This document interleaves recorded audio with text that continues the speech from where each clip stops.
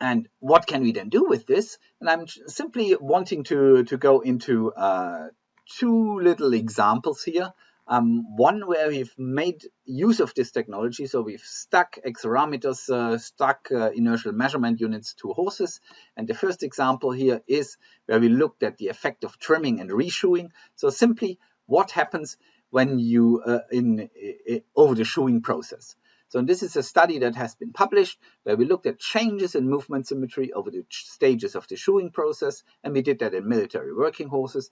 And one of the authors here on the publication is Alan Bulb, who at that time was the farrier here, who was in charge of those military working horses. And this is an important message for us as well.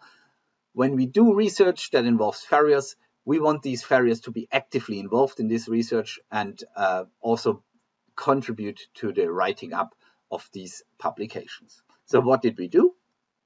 We stuck accelerometers, we stuck inertial measurement units on horses, and then we measured these up and down movements. Here we're seeing the up and down movement of the midline of the pelvis, so of the sacrum here, and we're seeing here a little bit more movement here during the left hind stance phase, and a little bit, tiny bit less movement during the right hind stance phase. So a movement that would be typically seen in, for example, a very mildly right hind lame horse. We weren't interested in lameness at that stage. We were simply interested in does the asymmetry, so does the force distribution between the limbs actually change over the shoeing process? So what did we do? We measured the horses with their old shoes on, and so these were military working horses, so their shoeing cycle is relatively short, but we looked at those horses before the old shoes were actually taken off. We measured the horses again when the shoes had come off. Then the farriers trimmed the feet. We measured the horse again, and then with the new shoes attached to all four limbs, we then measured the asymmetry of the horses again. So what did come out of this? What you see here is you see the amount of asymmetry here on the y-axis. So 0 being symmetrical, 25 being here in millimeters. So that's the amount of difference that you see here, or the amount of asymmetry that you see between the two halves, or that you measure between the two halves of the stride cycle. And we can see this here.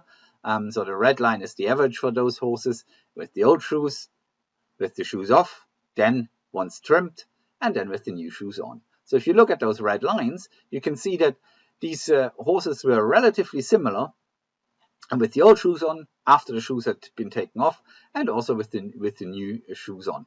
But what falls out a bit, what comes out a little bit here, is that actually most symmetrical these horses were actually after the horses had been trimmed. And so this simply emphasizes that even if you put a horseshoe onto these horses afterwards, the trimming actually makes a big difference.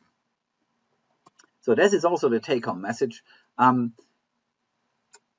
Trimming makes a big difference, and also maybe assess the horse in movement after you've actually trimmed it.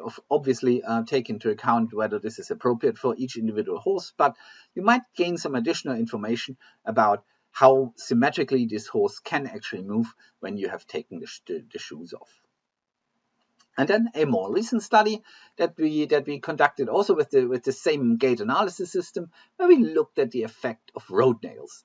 This again is a study that was conducted by two farriers, and two of the farriers that are actually used to be enrolled in our graduate diploma in equine locomotor research, which is a course that is specifically designed for farriers and to teach farriers research skills. So here we looked at the effect of tungsten road nails on upper body movement asymmetry in horses trotting on tarmac. Again, we used our gait analysis system. We looked at head and pelvic movement asymmetry. We used unilateral road nails, front or hind, in a randomized design, and we assessed the horses on a tarmac surface. We then derived 4 asymmetry parameters. Here you see the pelvic asymmetry here, and these are the differences before and after attachment of these road nails. And you can see here weight bearing asymmetry, and then 2 parameters that deal with push-off asymmetry, and one parameter that actually deals with the combination of the two. And what we saw here is that there was actually a change here in how much weight bearing and push-off those horses were producing. And there was actually a small increase in both weight bearing and push-off with the limb that had the road nail attached to it. And this happened on a tarmac surface. So these were two small examples to show you that we can actually measure things that are practically relevant, and that we can do in practice, and that we can do alongside farriery based interventions. In general, we can deal with real-world measurements here. We can look at horses on the lunge, we can look at horses and riders when they're ridden, and we can, in particular, as you just saw in those two examples, we can easily look at farriery interventions. So in summary, all I wanted to present to you here is really that the limbs are really providing a biomechanical functional link between the ground surface, and they relate to horse mechanics. And don't forget about the upper body of the horse when you're looking at the horse after it has been shod. Upper body movement is important. It's easily measurable. There's no need to put actually anything onto the limbs, so you can deal with the limbs. You can shoe the horse as normal. And really don't forget to actually also assess the horse in movement. And we can look at changes in weight bearing and push-off in relation to farriery related interventions. Thank you very much for your attention, and I would be very happy to answer any questions that you may have.